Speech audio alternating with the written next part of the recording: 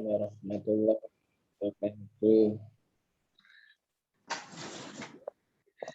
Alhamdulillah, kita sudah memasuki hari ke-14 dari Ramadan tahun ini.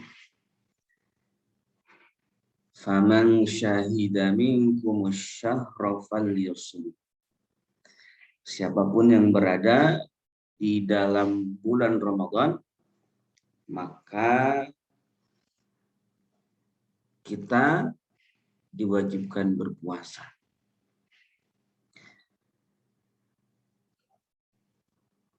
Semoga puasa kita diterima oleh Allah Subhanahu wa taala, ibadah kita, bacaan Quran kita, kesungguhan kita,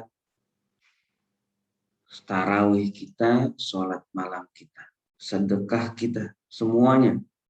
Semoga Allah ridho kepada kita. Kita bisa lihat surah Ar-Rum. Surah Ar-Rum.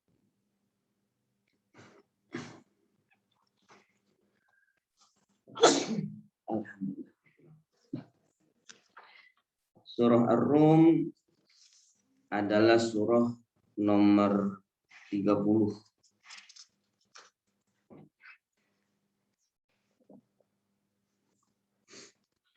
Kita baca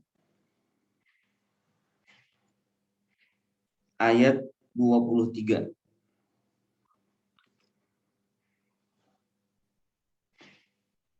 A'udzu billahi minasyaitonir rajim.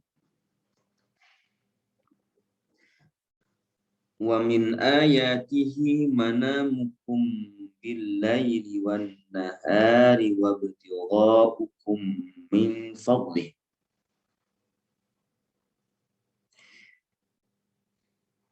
Inna fi dzalika laayatin liqaumin yasma'un.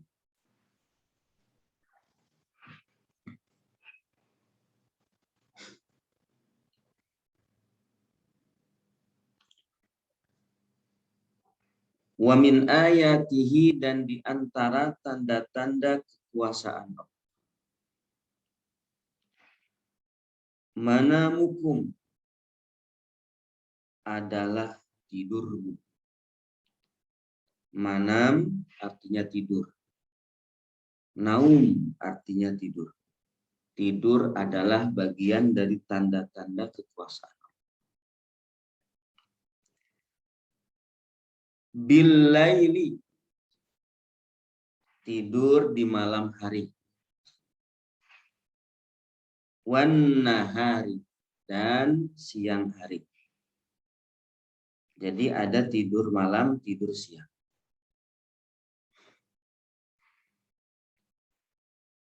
Wa ibtigha'ukum min fadlih,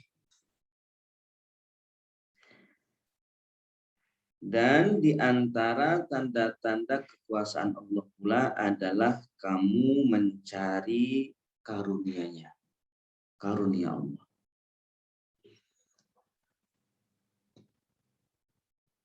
Yakni bekerja, yakni beraktivitas, mencari rezeki, mencari karunia Allah.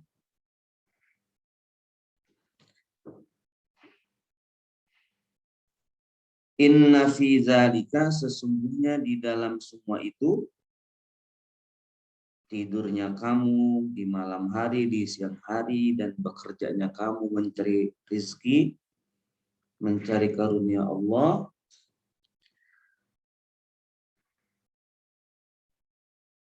benar-benar terdapat tanda-tanda kekuasaan Allah bagi orang-orang yang mendengar.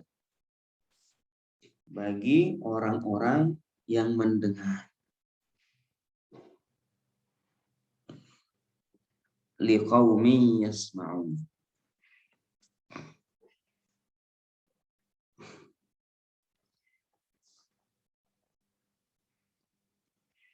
Ternyata tidur itu ayat. Tidur itu ayat. Wa min ayati. Di ujung ayat ini la ayati. Tidur pun adalah ayat.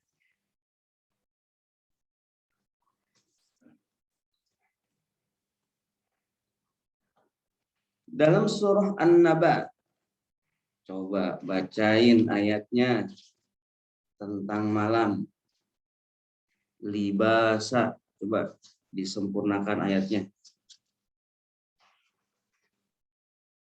Bisa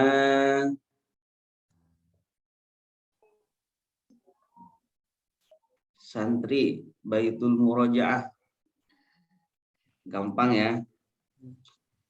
Surah An-Naba. وجعلنا الليل لباسا. Nah, lail ya. Sekarang subata, sempurnakan. وجعلنا النوم سباتا.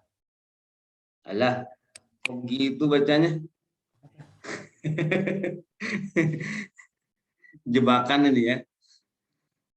Jebakan, karena emang harusnya dari subata dulu baru libasa. Akhirnya jadi salah bacanya ya. Coba sempurnakan ayatnya. وجعلنا نومكم سباتا. Nah, ini yang benar ya. Terus وجعلنا الليل لباسا. satu ayat lagi, ayat 11. وجعلنا النهار معاشا.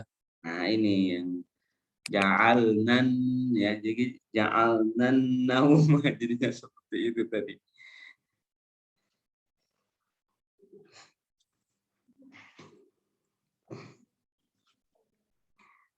Allah Subhanahu wa taala telah menjadikan tidur sebagai pemutus dari kegiatan-kegiatan, aktivitas-aktivitas tubuh. Allah yang telah menjadikan. Wa ja'alna naumakum subata. Mata beristirahat, pikiran beristirahat, semua organ tubuh yang sadar itu semuanya beristirahat. Wa ja'alna naumakum subata.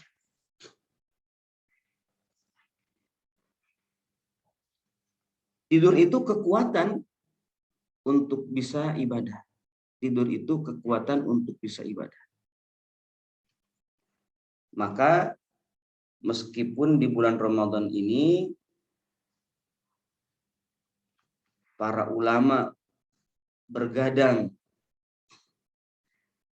melakukan ibadah sepanjang malam, tetap saja dari bagian malam itu ada tidurnya.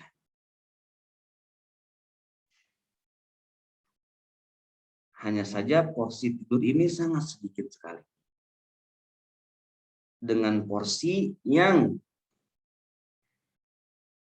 sudah cukup untuk menjadikan organ-organ tubuh beristirahat, sehingga ketika bangun benar-benar siap untuk mengerjakan ibadah.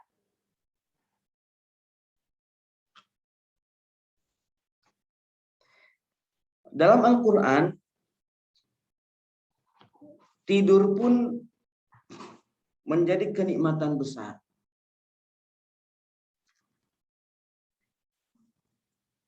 Di antaranya tidur yang diberikan oleh Allah Subhanahu wa taala kepada Ashabul Kahfi. Ini enak banget ini ya. tidur 309 tahun. Berapa kali lebaran tuh ya? Berarti 309 lebaran ya. Kalau pakai hitungan kalender matahari, kalender Masehi, Syamsiyah, itu 300 tahun pas. Tapi kalau kalender Hijriyah atau Qamariyah yang dipakai untuk puasa, itu 309 tahun. Salasami'atin sinina wazdadu tis'ah. Jadi 300 tahun dan tambahlah 9 tahun, jadi 309 tahun tidur di Ashabul Kahfi. Itu nggak pulang kampung tuh ya, tidur terus. Ashabul Kahfi ini berkumpul di dalam sebuah gua untuk mengatur strategi berdakwah, karena saat itu mereka berdakwah dan beriman kepada Allah Subhanahu wa taala benar, tidak aman lagi. Mereka terancam, nyawa mereka terancam. Maka mereka mengatur siasat di sebuah gua. Jadi sebenarnya kan kalimat-kalimat itu banyak yang menggunakan diksi melarikan diri. Mereka melarikan diri ke dalam gua. Sebenarnya bukan melarikan diri, tetapi itu memang siasat saja. Maka dalam surah Al-Kahfi itu iz awal fityatu idal kahfi. Ketika para pemuda awa bersembunyi, awa berlindung ke dalam sebuah gua. Jadi bukan mundur ini ya, bukan mundur, bukan lari, tapi dalam arti mengatur siasat. Dalam surah Al-Anfal kan ketika berperang, ya ayyuhalladzina amanu idza laqitumul ladzina kafaru zahfan fala tuwalluhumul adbar. Orang yang sedang berperang, ini saya kiaskan ya ke aturan berperang di dalam Al-Quran. Ketika sedang berperang, dilarang untuk mundur.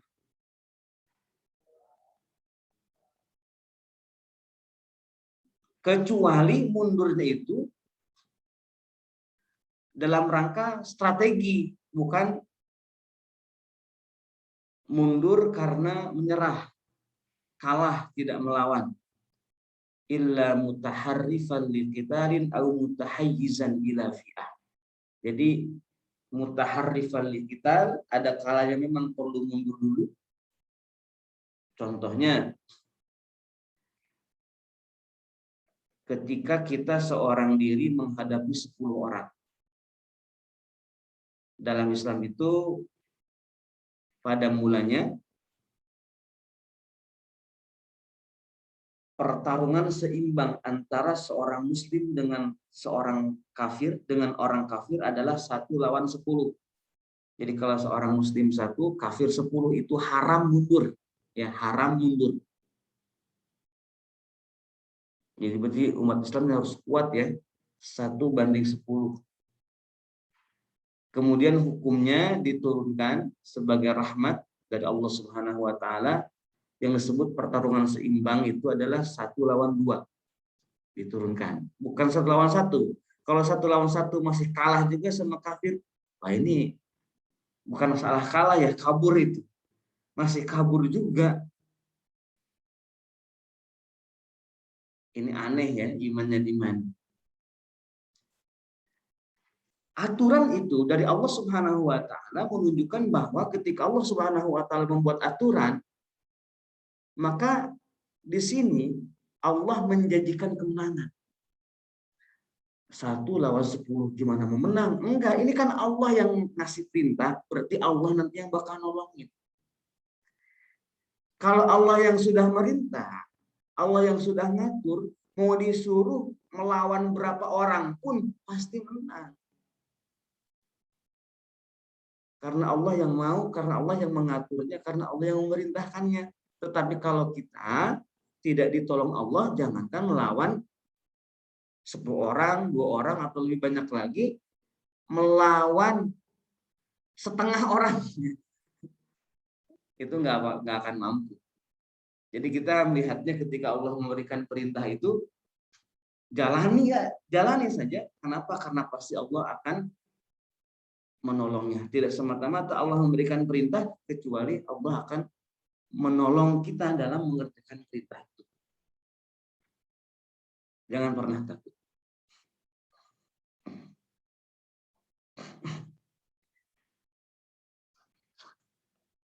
Satu lawan 10 misalkan. Kan tidak boleh mundur tuh di awal syariat ini.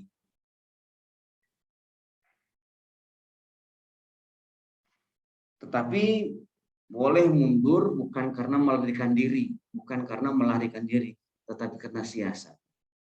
Jadi menghilang dulu di balik gunung, akhirnya 10 orang kan berpencar tuh, berpencar nyari-nyariin kita. Nah, setelah mereka berpencar, kita kecoh dulu biar mereka terpisah, nggak berkumpul. Nah, baru kita serang satu-satu.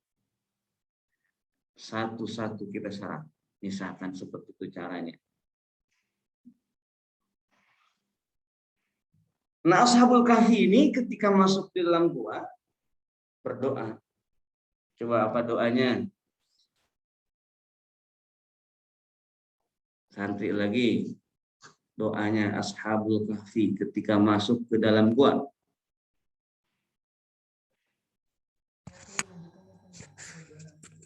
Ziyad.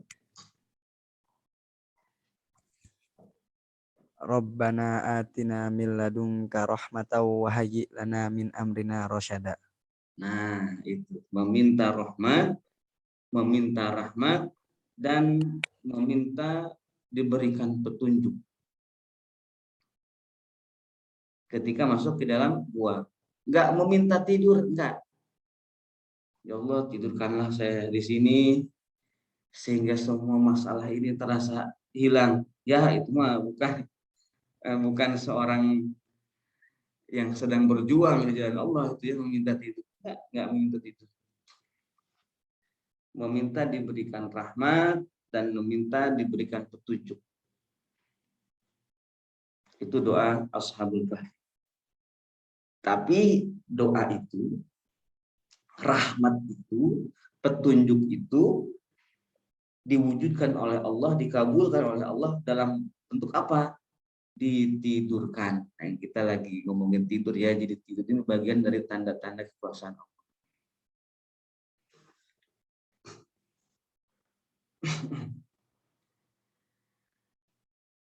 Juga ketika perang Badar dulu, juga di perang Uhud, Rasulullah SAW diberikan kenikmatan oleh Allah Subhanahu wa taala dengan rasa kantuk.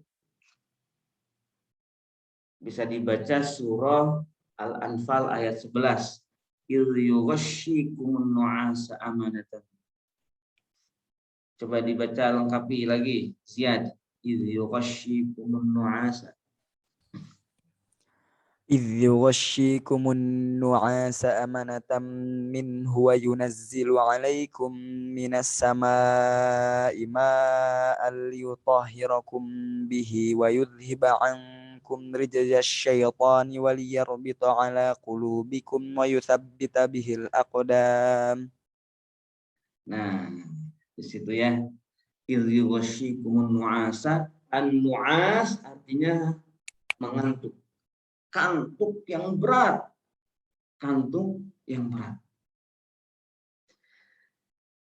Imam Al-Suhrawardi dalam kitab Awariful Ma'arif menjadikan surah Al-Anfal ayat 11 ini sebagai ayat tahajud, ya, sebagai ayat yang membahas tentang tahajud, pembukaan bab tentang tahajud qiyamul lail. Jadi justru pembahasan qiyamul lail oleh Imam As-Suhrawardi ini seorang ulama besar, ahli tasawuf, ahli ibadah, ahli tafsir. Itu dimulai dari tidur dan ngantuk. Jadi mensyukuri tidur, mensyukuri nikmat ngantuk di situ ya. Mensyukuri nikmat tidur, mensyukuri nikmat mengantuk. Jadi mengantuk itu nikmat tuh. Ustadz Ulfi itu nikmat ya. Mengantuk itu. Jadi kalau kerang kita mengantuk, nikmat atau bukan ya?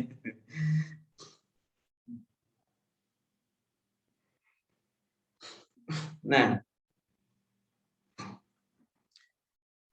ketika bulan Ramadan datang, maka pola tidur kita akan berubah. Pola tidur kita akan berubah sebagaimana pola siang kita pun berubah.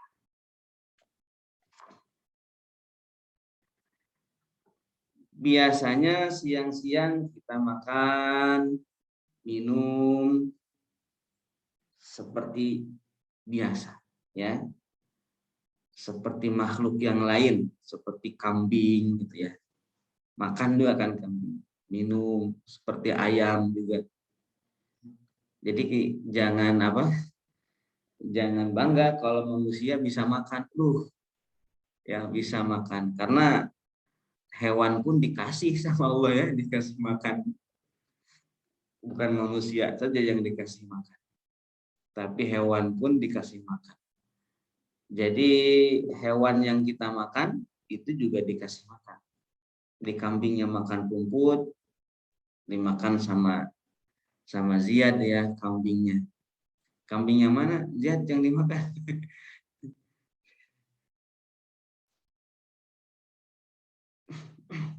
Biasanya makan, tetapi ketika bulan Ramadan masuk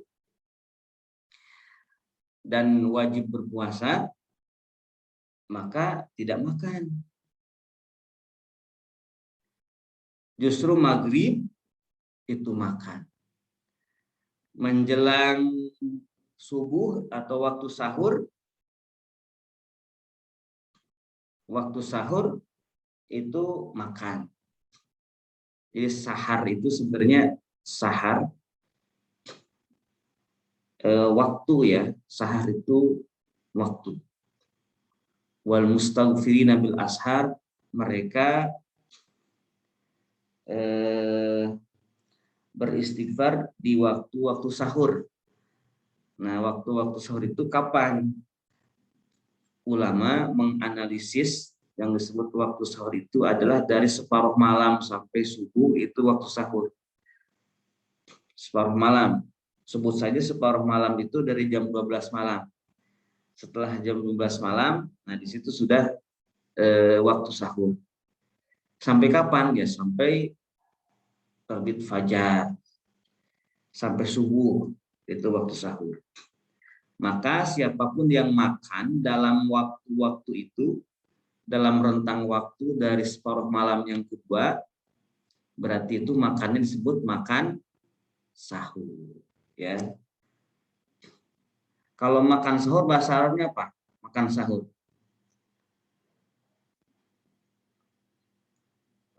Makan sahur itu tasahur, ya.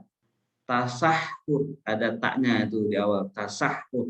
Itu namanya makan sahur. Kata Nabi, tasahharu. Tasahharu. Ya.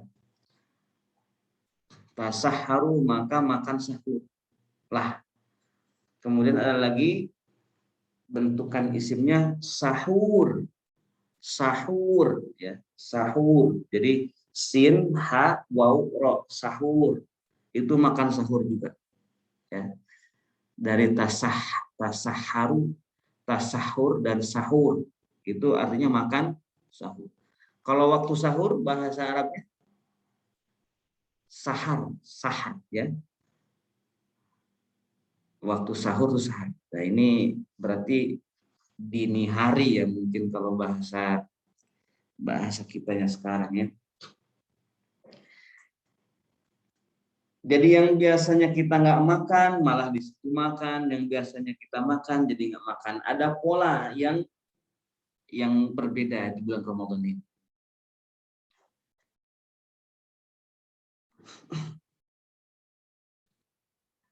Dan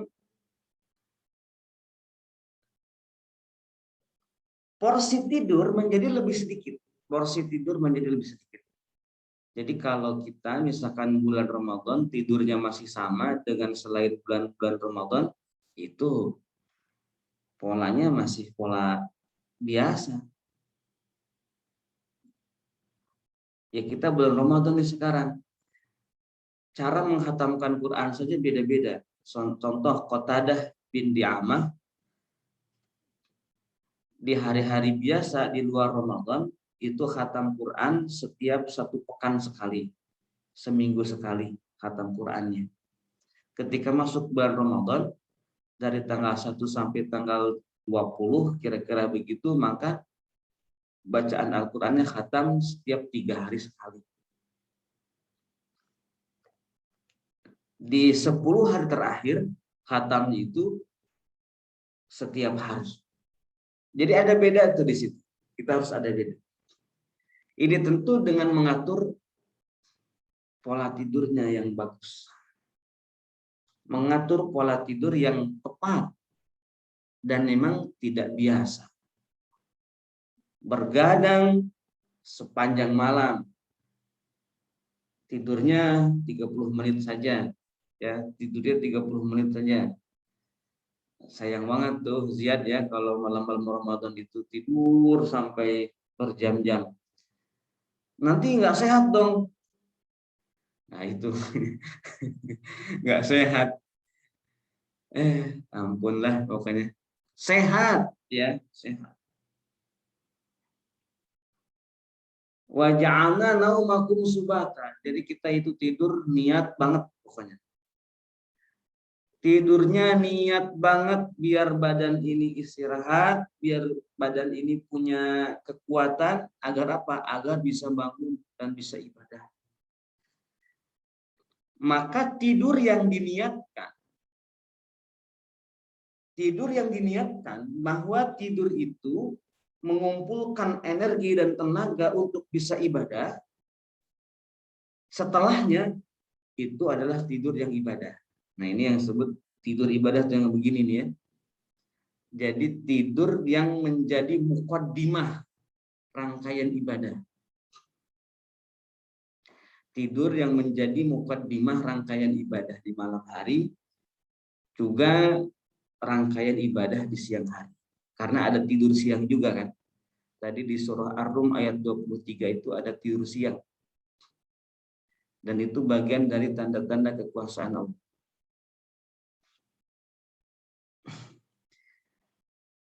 Ustadz Usi, siapa di situ, ada siapa lagi?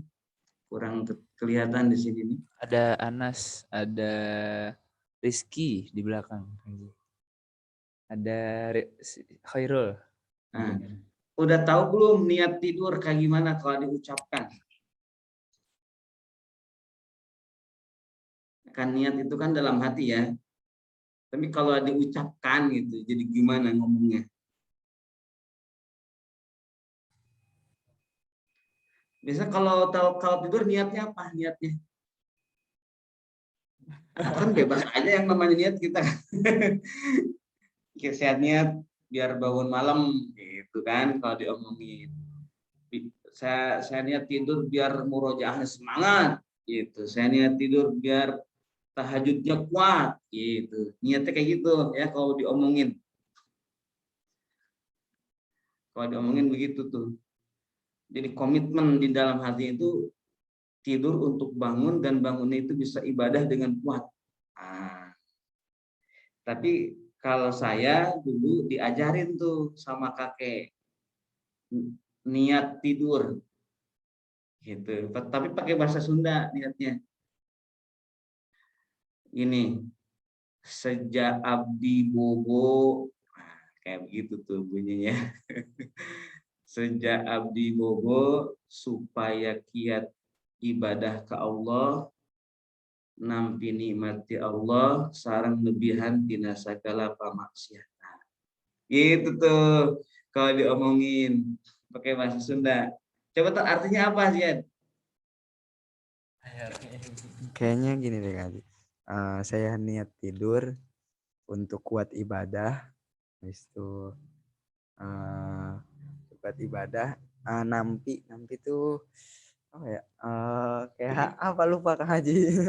Menerima, nanti jadi Menerima. syukuri nikmat Allah. Dan itu apa?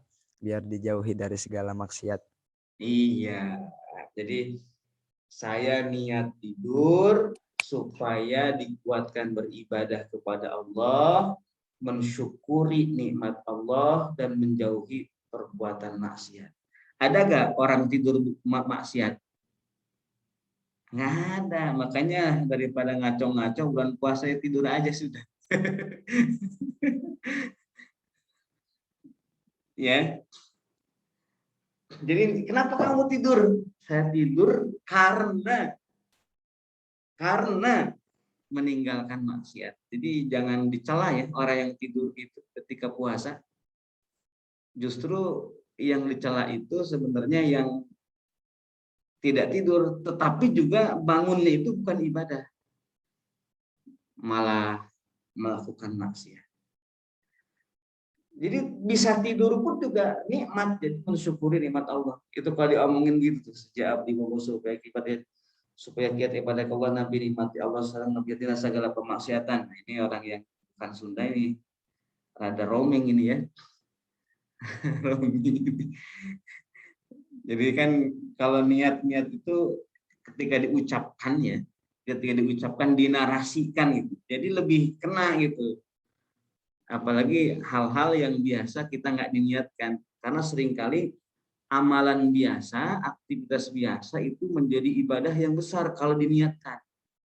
Dan niat ini kan dalam hati sebenarnya, bukan diucapkan. Tetapi ketika kita sudah menguasai narasinya, ya itu menjadi lebih kuat. Makan aja ada niatnya. Kalau kakek Kang Haji itu ada niatnya. Sejak abdi dahar supaya kiat ibadah Allah nabi nikmat Allah sareng dihantina segala barang haram. Itu Mas, sama tuh rangkaiannya. Saya niat makan supaya kuat ibadah ke Allah, mensyukuri nikmat Allah dan menjauhi barang haram. Nah, di situ ya, menjauhi barang haram yang ketiga yang beda nih, poin ketiga nih.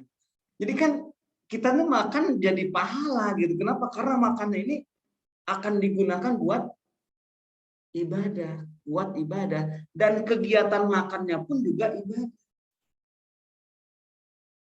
Kegiatan makannya pun juga ibadah, maka kegiatan makan ini bagian dari bentuk syukur kepada Allah. Syukur. Ya. Ada tuh kayak begini. Jadi selain doa-doa makan gitu ada niatnya, ya, ada niat. Biar apa? Ya sebenarnya sekali lagi niat tidak perlu diucapkan, ya. Tapi bisa juga diucapkan dalam bentuk doa, hanya saja narasi ini menjadi penting bagi yang hatinya sering was-was, ya, sering was-was, sering salah niat atau lenyap nilai ibadah dari kegiatan makan, lenyap juga nilai ibadah dari kegiatan tidur. Maka perlu niat. Niat puasa gimana niat puasa? Niat puasa.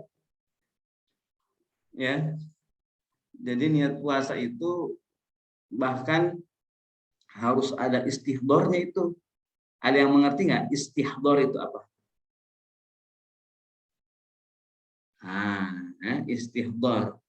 Istihdor itu adalah menghadirkan rangkaian ibadah dalam hati ketika mulai hati tersebut meniatkan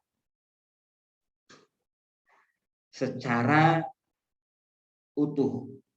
Jadi ketika kita niat sholat, maka rangkaian sholat itu harus utuh dalam hati ini. Itu namanya istighfar. Ya, itu namanya. Jadi ketika hati meniatkan sesuatu, maka sesuatu yang diniatkan itu tergambar utuh dalam hati. Itu namanya istighfar. Nah, sekarang kalau kamu niat puasa dalam hati, ya, kebayang nggak secara spontan? rangkaian puasa secara utuh. Nah itu kan istighfar tuh kayak begitu tuh ya. Karena kan yang namanya niat urusan ini apa? Urusan hati kan masalahnya itu, maka harus ada istighfar. Ya bagaimana kita mau apa namanya? Mau meniatkan sesuatu sementara sesuatu itu belum tergambar dalam hati. Belum tergambar dalam hati, nggak mungkin. Ya, nggak mungkin kita meniatkan sesuatu sebelum sesuatu tersebut apa? Tergambar secara utuh di dalam hatinya.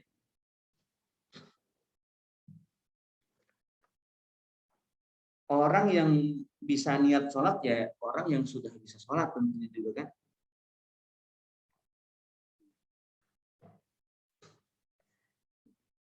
Rangkaiannya. Nah dalam bahasa Arab sholat itu kan dimaknai doa, dimaknai doa. Maka ketika kita mengerjakan sholat, maka yang dimaksud sholat itu adalah rangkaian sholat itu, bukan hanya sekedar berdoa biasa. Itu namanya istighfar. Jadi mungkin kalau tidur ya udah nggak perlu lagi istighfarnya, udah pada hafal istighfarnya. Ya tidur begitu bukannya sudah. Makan juga perlu istighfar lagi. Karena sudah spontan istighfarnya. Sama puasa dan sholat pun juga bisa spontan, ya. Bisa spontan itunya. Apa namanya? Istighfarnya. Kalau istighfar puasa gimana? Nah, makanya tuh dulu itu kalau mau niat puasa kan mau niat puasa itu harus malam hari gitu kan. Itu sampai istighfarnya aja dinarasikan sama kakek. Istighfarnya dinarasikan dan kita ya sebagai anak kecil ngikut aja. Sebenarnya kan nggak mesti dinarasikan juga kan. Yang penting dalam hati itu. Tapi jadi menarik gitu. Coba nih dengerin ya, istighfarnya begini kalau diomongin pakai bahasa Sunda. Ziad, tangkap ya. Hari hakikatna puasa mubusyarannya tangkap nasakai poe tina anu batak ngabatal karena puasa poena kudu terima karena di puasaan serta make niat anu ditangtukeun dari itu mana kudu istamoga akal bersehat jeung dina nifas. Kayak mantra ya. Nah, itu definisi puasa dan rangkaiannya utuh ya dalam bahasa Sunda. Tapi memang juga itu kecepatan yang ngomongnya. Hari hakikatna puasa munggu syara nyaeta ngeker dina sakabeh poe tina anu mataka batalkeun kana puasa sarta make niat anu ditangtukeun.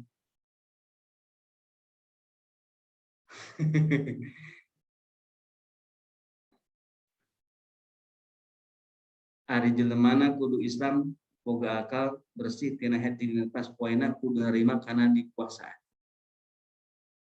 Wah, itu istighfar puasa tuh. Nah, jadi mantap, jadi puasa tuh mantap banget gitu ya. Tapi kalau waktu kecil mah ya cantik ngerti, iya nggak ngerti juga itu apa sih yang diomongin gitu kayak gitu.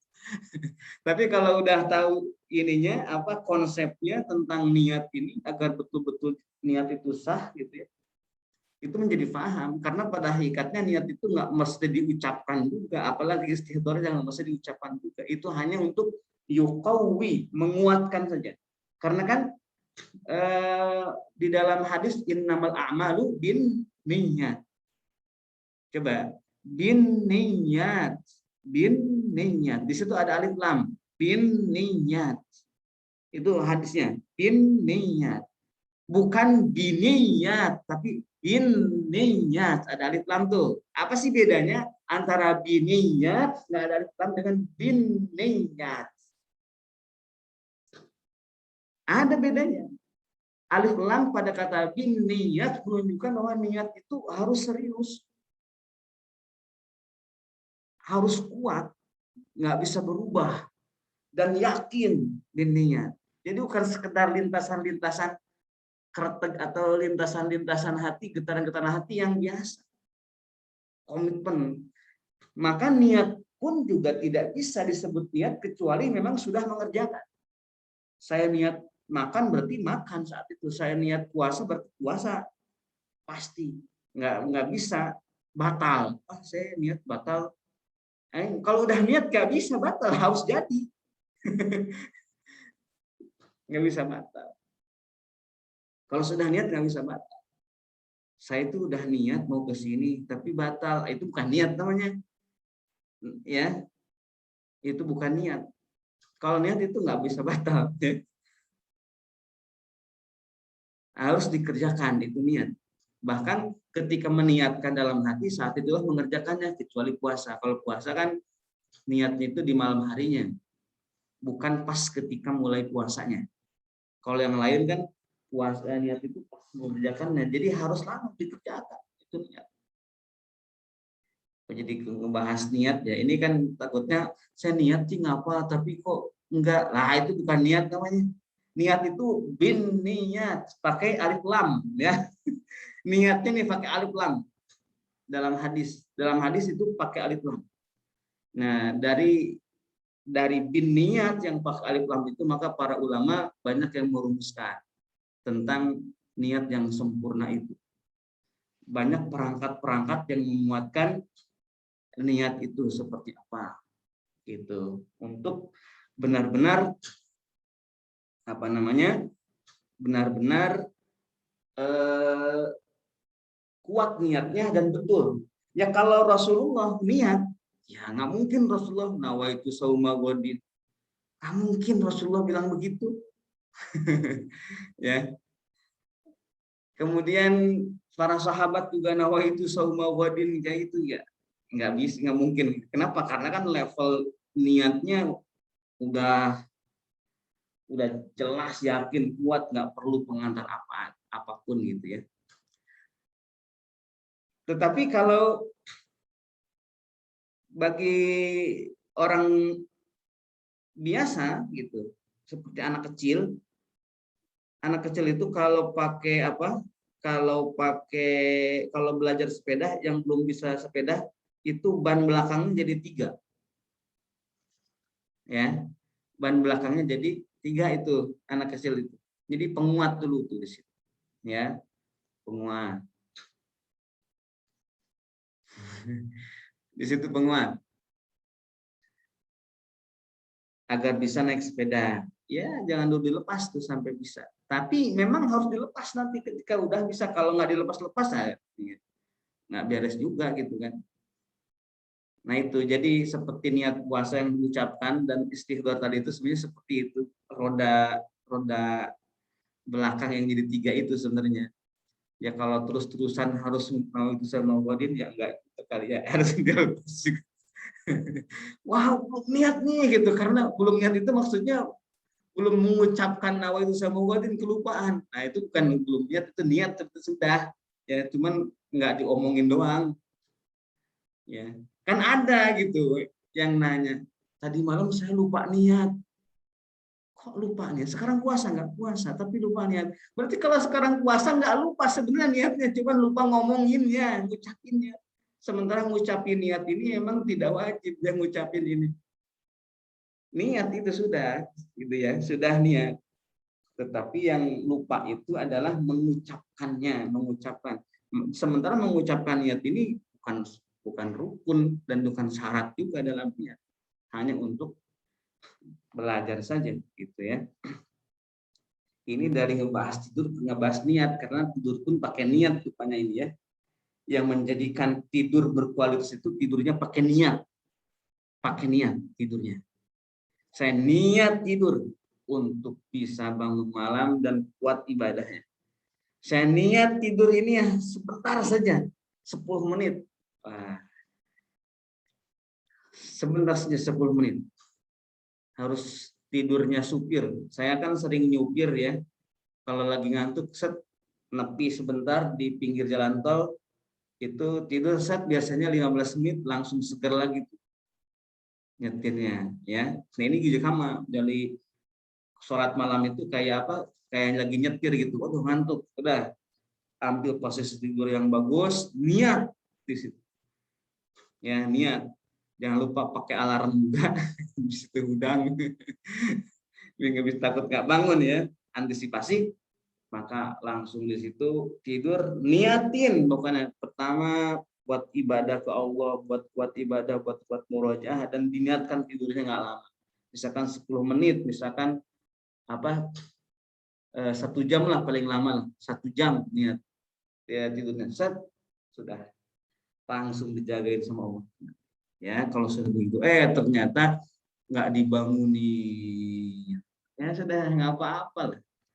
Sudah niat ini kan, udah niat bagus niat. Jadi meskipun nggak bangun karena temannya kejam juga itu entah biarin aja dia, biar nggak dibangunin tetap saja pahalanya dapat itu karena udah diniatkan itu tadi.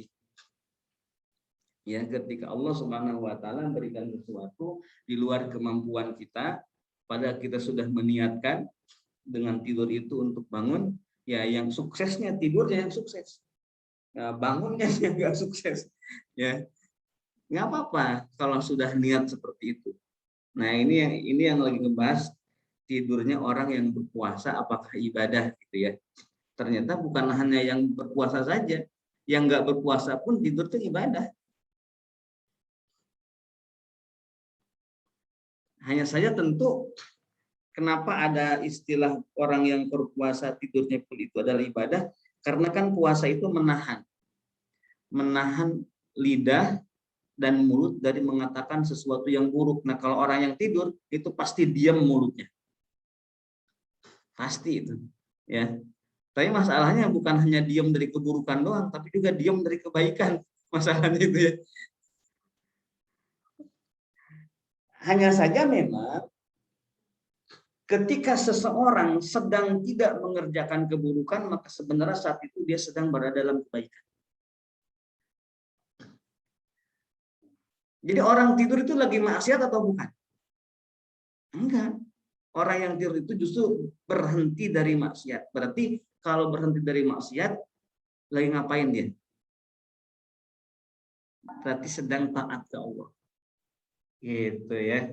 Ya kalau udah waktu subuh, terus ayat tidur sampai habis waktunya, itu juga udah bergeser juga nilainya tuh ya. dari taat menjadi maksiat. Jadi ada orang yang tidur itu maksiat, ada orang yang tidurnya taat. Orang yang tidurnya taat dan ibadah itu adalah orang yang tidurnya memang digunakan untuk bisa kuat ibadah, maka tidurnya pun juga bagian dari ibadah. Ada lagi orang yang tidurnya maksiat. Kenapa? Karena memang untuk tidur itu istirahat agar berhenti dulu maksiatnya, biar bangun tidur maksiatnya semangat lagi. Atau justru dia gara-gara tidur terlewatkan ibadah-ibadah, terlewatkan sholat, terlewatkan yang lain itu juga maksiat juga tidur.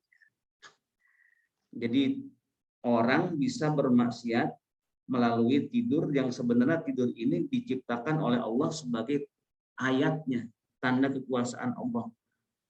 Wa min ayatihi tadi di surah Ar-Rum ayat 23. Nah, sekarang Ziyad gimana tidurnya?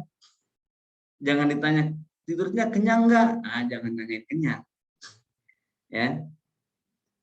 Tidurnya niat enggak? Gitu ya. Nah, ini gimana tidurnya niat enggak? Lupa niat ini ya. Jadi hatinya harus eling ke Allah ya, biar apa? Biar nggak lupa. Karena kan niat itu urusannya hati, ya. Adapun tidur urusannya mata, tapi niat ada di hati. Nggak usah diomongin niatnya dalam hati, ya. Set aja. Secara sepintas juga. Tetapi mungkin kalau untuk anak kecil tadi itu perlu roda 3 di belakangnya ketika mengendarai sepeda, mungkin bisa aja diucapin tuh. Ya Allah, saya niat tidur untuk bisa ibadah, untuk bisa murojaah, untuk bisa qiyamul lail, untuk bisa berlama-lama dalam sholat, untuk bisa berlama-lama bersama Al-Quran. Dia niatin di situ. Harap tidur, malah tersare-sare ya, yang diniatkan gitu. Malah diniatin malah nggak tidur. Ya, hati-hati. Kita ketika tidur harus benar-benar niat. Innamal a'malu binniyat. Ini hadis sahih ya, yang menjadi landasan berbagai macam ibadah, amal-amalan. Amal-amalan biasa menjadi luar biasa gara-gara niat ini. Dan niat ini pakai alif lam ya, niat. Dan niat itu di situ, Pak. Niat. Niatnya satu atau banyak? Niat. Banyak niatnya di situ. Niat. Kalau bahasa kitanya, bukan niat doang. Sesungguhnya amal-amal itu tergantung niatnya. Jadi bukan niatnya, tapi niatnya. Dan tekanan juga di situ adalah alif lamnya, jadi yang sempurna. Niatnya. Ada niat buruk, ada niat baik. Gitu ya. Ini tentang tidurnya orang yang berpuasa, apakah ibadah? Ternyata tidur itu memang ibadah, walaupun tidak sedang puasa. Hanya saja tergantung niatnya. Ya kalau tidur nggak pakai niat, kambing juga sama niat itu.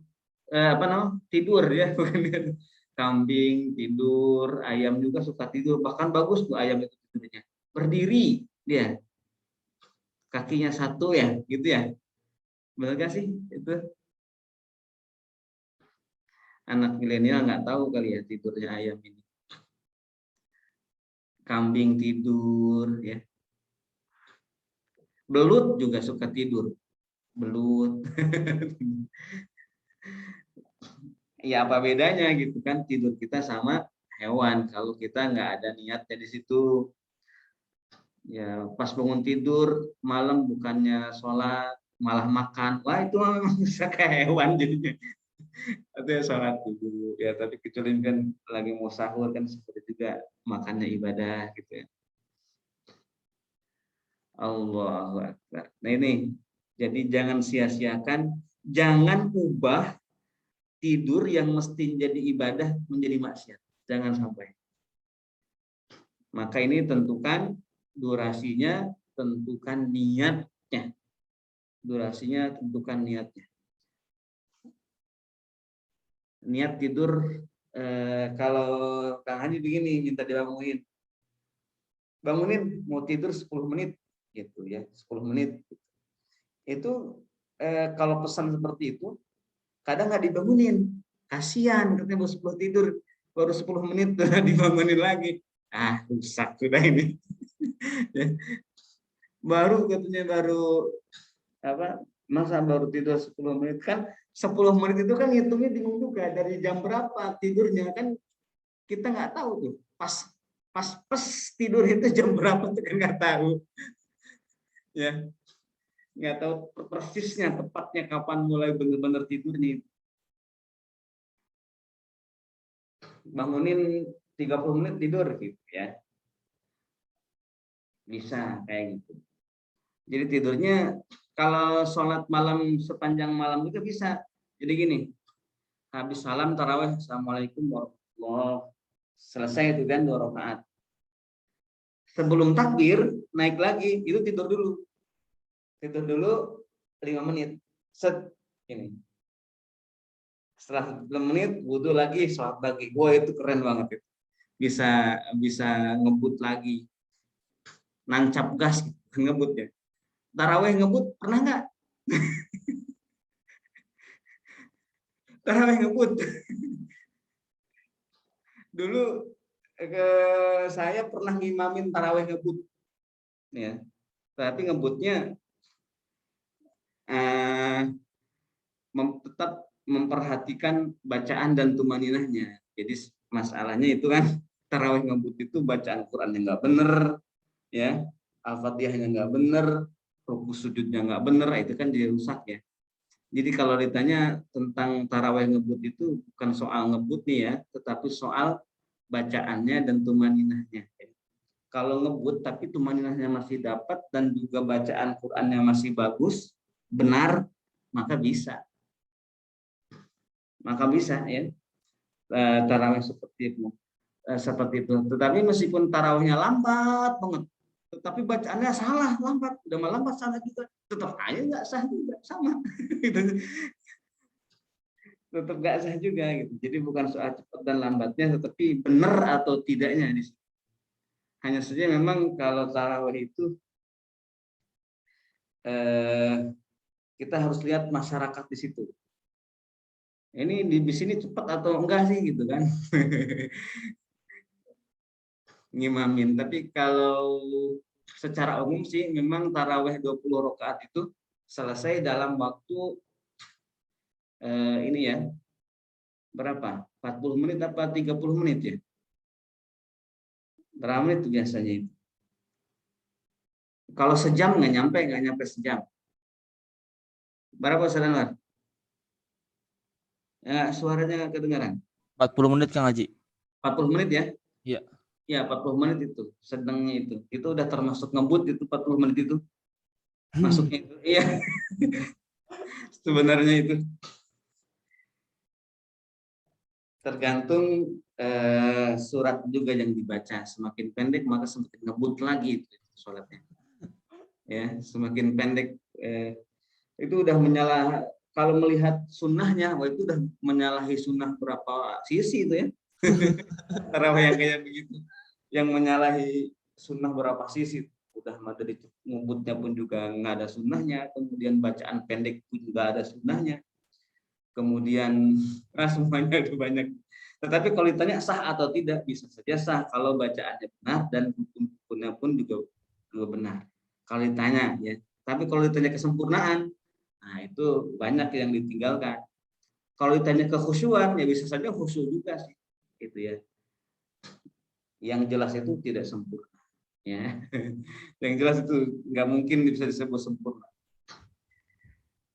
Nah, jangan sampai kita tidur seperti makhluk-makhluk yang tidak punya akal, seperti hewan dan lain-lain. Baik, itu saja barangkali. Ya, siap-siap niat tidur ya. Nanti jam 1 bolehlah niat tidur ya. 30 menit kalau belum tidur ya. Tapi kalau udah tidur tadi pagi ya jangan. Kan sudah tidur yang tadi pagi. Kan ada tidur siang deh kan surah Ar-Rum kan bilaili wan nahar, tidur dulu siang dan malam. Jadi bukan berarti siang dan malam tidur terus, bukan. Kan ada porsinya ya. Porsinya di malam ada tidurnya, siang hari ada tidurnya. Baik, wallahu alam. Silakan ada pertanyaan boleh? Iya, Sambil baik. mengisi waktu Ramadan dengan ibadah, karena obrolan kita ini obrolan ibadah insya Allah, karena niatnya pun juga ibadah. Wallahu a'lam. Silakan. Ya, terima kasih Kang Haji atas pemakaran materinya.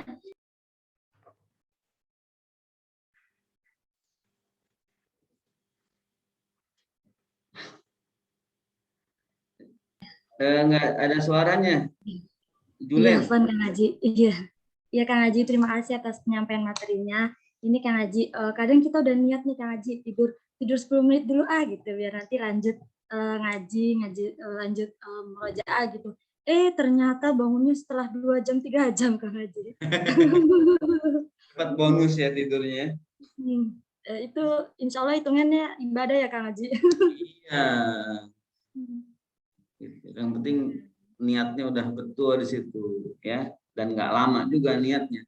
Ternyata malah apa namanya? Malah bablas ya, bablas menjadi 2 jam.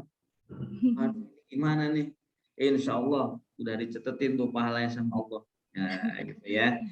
Ya kalau setiap hari begitu itu masalah juga. Jadi setiap hari begitu itu berarti ada masalah nih. Nah, maka perangkat-perangkat atau wasilah-wasilah yang buat kita bangun itu harus disiapkan. Titip ke teman.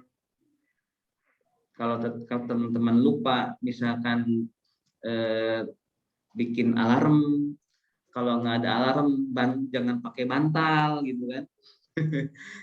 Itu wasilah-wasilah mudah bangun. Atau kalau kata ulama dulu itu katanya, ya ulama Nusantara kali ya, itu katanya bantalnya itu kelapa. Kelapa kan mudah itu kan. Nanti bangun lagi gitu. Itu gampang. Jadi banyak kita buat perangkat-perangkat dalam saat kita ini agar tetap bisa bangun ya, agar tetap bisa bangun. Dan emang ini harus waktunya ya. Tidurnya harus waktunya tidur. Kalau ngantuk bukan waktunya, itu jangan. Jangan ya, jangan. Kalau lagi ngantuk, tapi memang bukan waktunya ngantuk, bukan waktunya tidur, ya tahan aja itu mah. Jangan ditidurkan. Nanti kalau ditidurkan, nggak akan menemukan waktu seger sepanjang hari dan sepanjang malam. Karena menurutkan itu. Ini waktunya ya. Berarti sekarang waktu tidur atau bukan? Ini udah tidur belum? Kalau udah tidur berarti nggak ada waktu lagi nih buat tidur. Kan sudah, gitu. Udah habis. Kalau hari ini pagi ini belum tidur, sekalipun masih ada waktu, terserah mau jam berapa.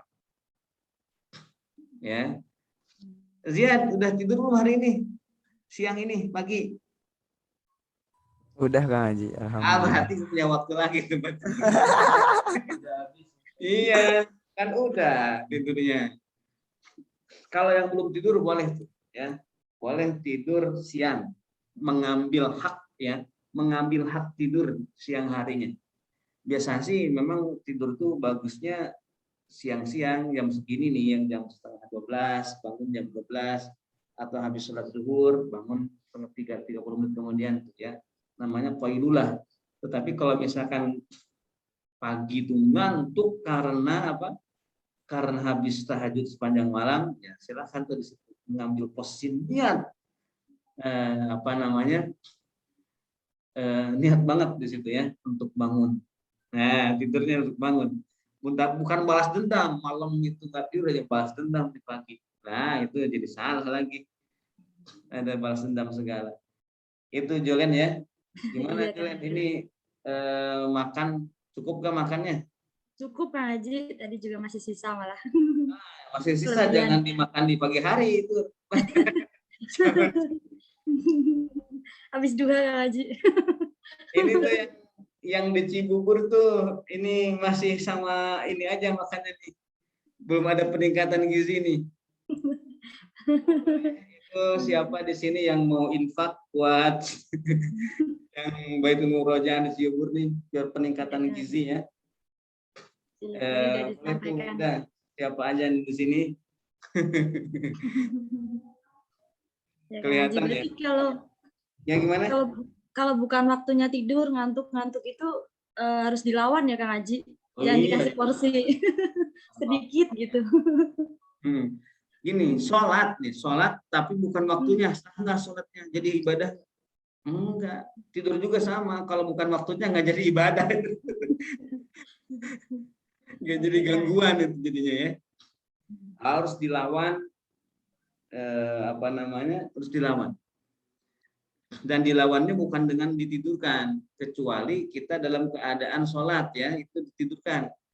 Jadi kalau kita sholat malam tidur ngantuk, maka jangan dipaksakan tuh, nanti bacaan Qurannya ngaco ya. Kemana-mana harus ditidurin dulu itu mah ya. La taqrabus sholata wa antum sukara, kamu jangan mendekati sholat sementara kamu dalam keadaan mabuk. Maksudnya ini kan pikiran ngantuk kayak gitu tuh, nggak boleh. Di antara bentuk sukara itu adalah ngantuk berat ya, ngantuk berat sehingga tidak memahami apalagi yang dibaca tuh. Nah, ini harus ditidurin dulu tuh di situ. Disekerin dulu maksudnya ya. Jangan dilanjutkan sholatnya. Bisa dengan ditidurkan, bisa dengan cara yang lain menyegarkan itu. Tapi biasanya kalau mampu kita untuk menidurkan dalam 3 menit, 5 menit, 10 menit, nggak apa-apa tuh. Ya, cuman ini menjamin ini, ya mungkin nih 10 menit. Jangan-jangan harus bangun subuh lagi. Aduh, itu udah kelewat. Gitu masalahnya. Ya itu ya. Oke, siap Kang Haji. Ini dari peserta mungkin ada yang mau bertanya. Tadi ada yang resen. Pak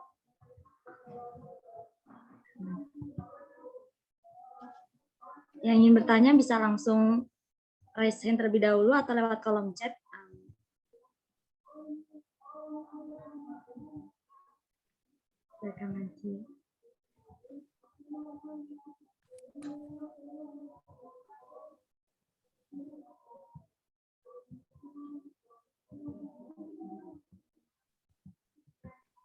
Belum ada ini Kang Haji.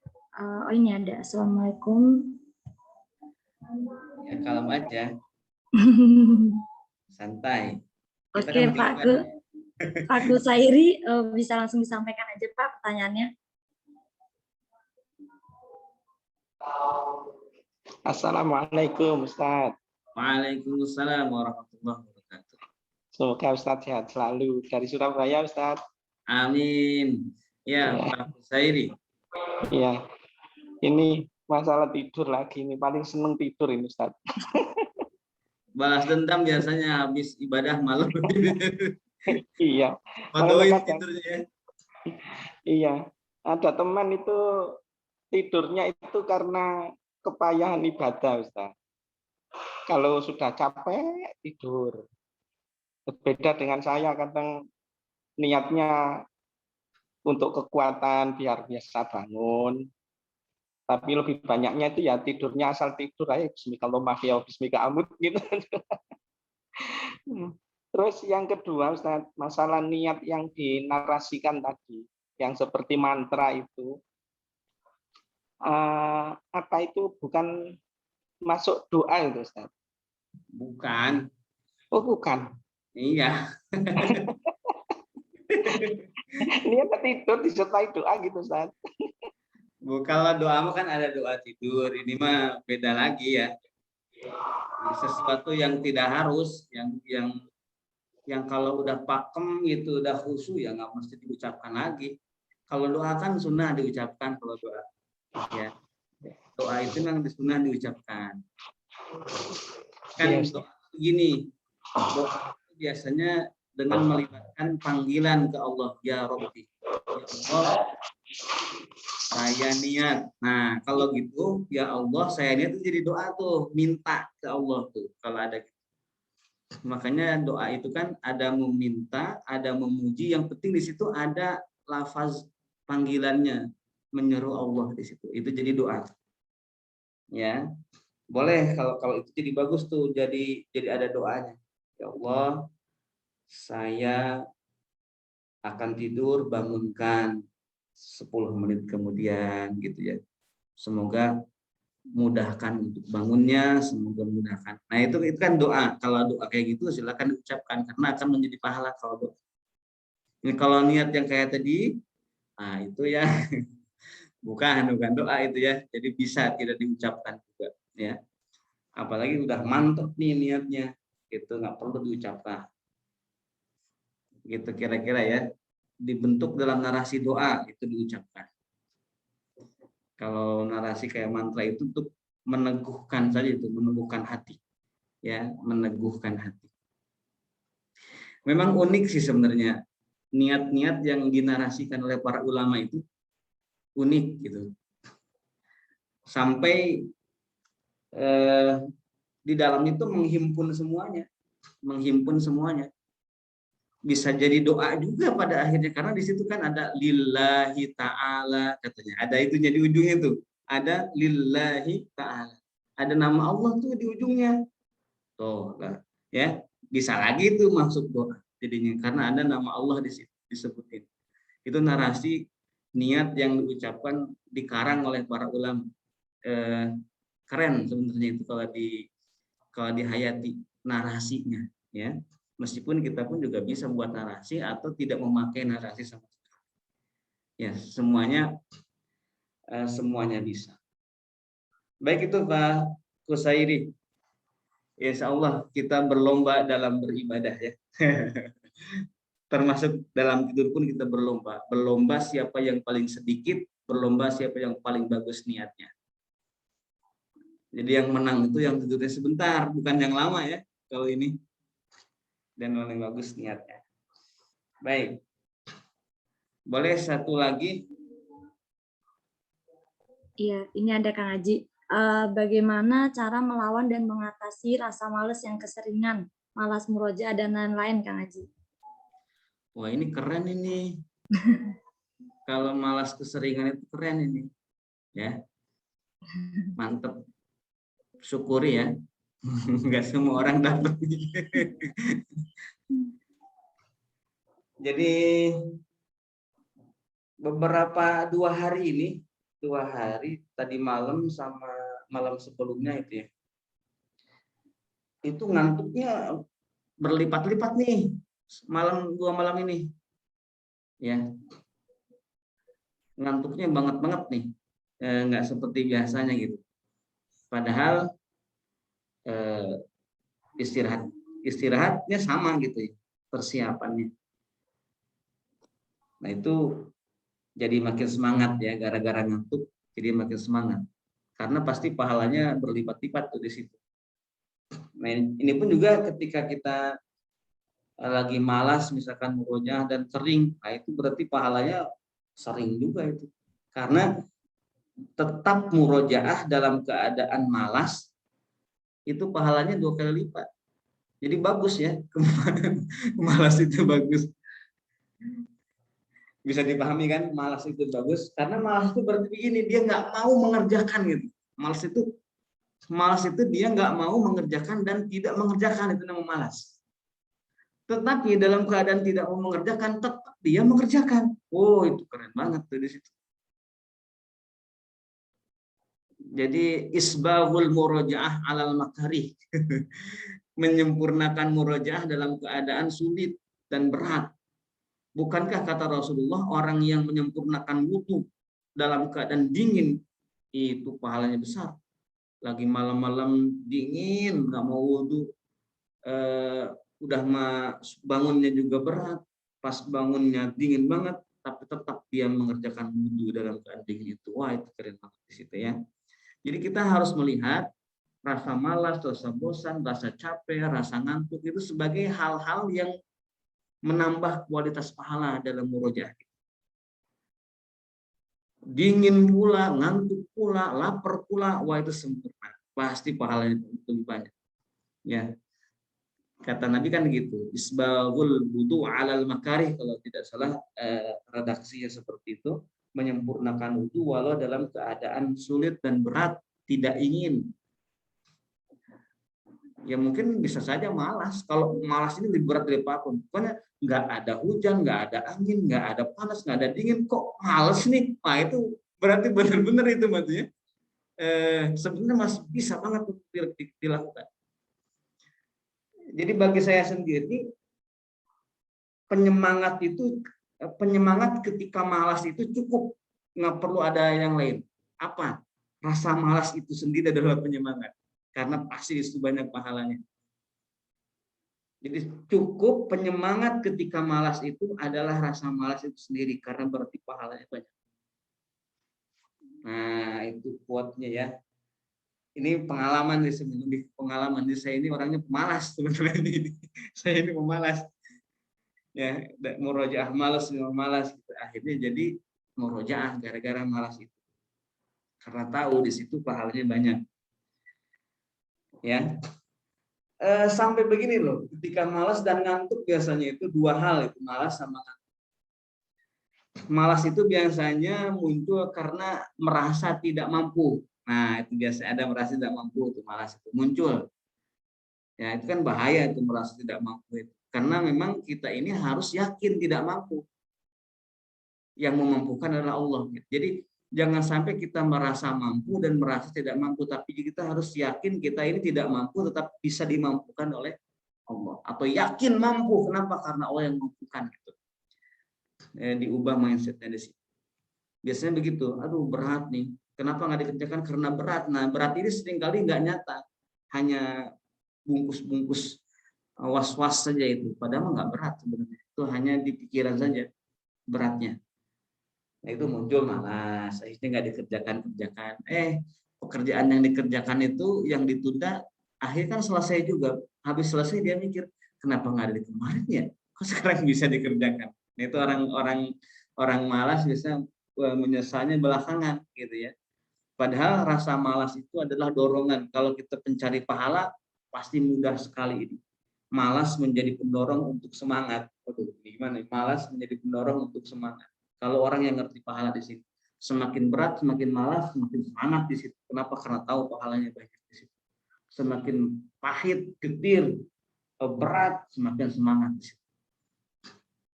Bagi yang mengerti pahala, ya, bagi yang mengerti pahala. Nah, saya harap yang bertanya, itu bisa mengerti pahala ini, ya. Ini lebih ke pengalaman kalau yang seperti seperti ini ya. Lebih ke pengalaman. Hal-hal yang berat, justru beratnya itu adalah penyemangatnya. Baik, Julen. Ini Julen nama aslinya apa sih? Julen Juliani Kang Haji. Juliani ya. Iya. Julen namanya ya. Baik.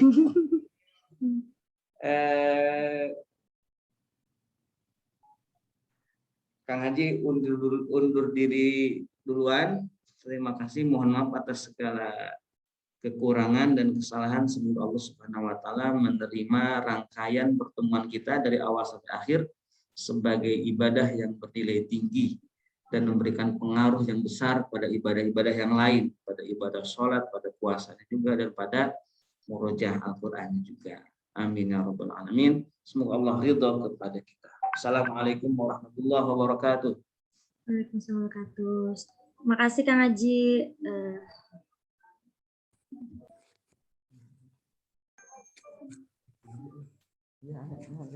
Oke, alhamdulillahirobbilalamin telah selesai penyampaian materi dari Kang Haji. Kemudian selanjutnya sebelum ditutup kami akan mengirimkan file karya Kang Haji gitu. Admin bisa tolong dikirimkan melalui kolom chat.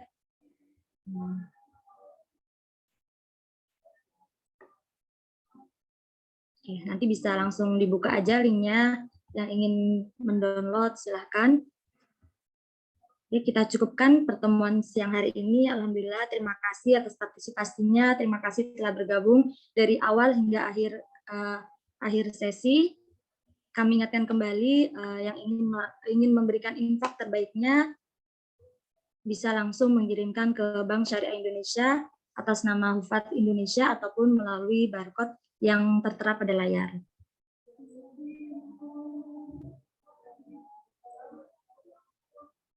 Ya, ini. Oke, saya cukupkan. Mohon maaf atas segala kekurangannya. Terima kasih. Wabillahi taufiq wal hidayah, waridho walinaya. Wassalamualaikum warahmatullahi wabarakatuh.